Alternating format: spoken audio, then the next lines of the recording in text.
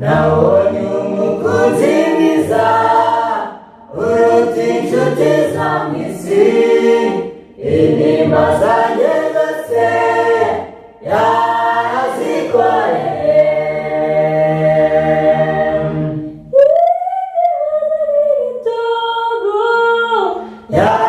Yarabimatuye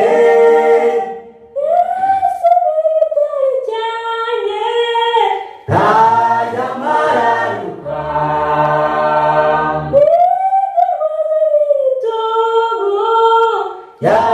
yarabimatuye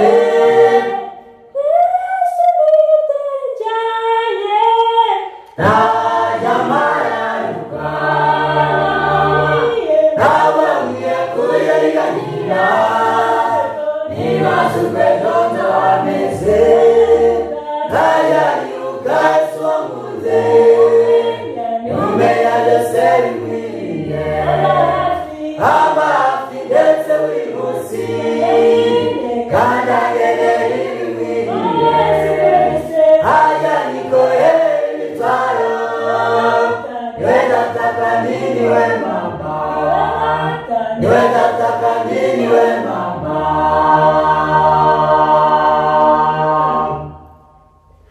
Inshuti za ku isi zirararukwa vuba, wahura n'ibibazo zikagutererana.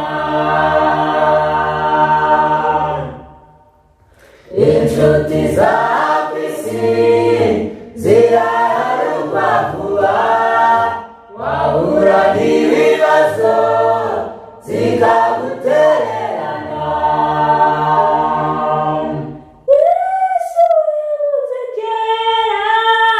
Ntajya amararuka,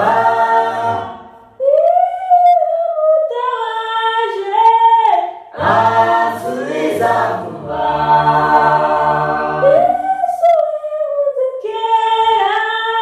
Ntajya amararuka,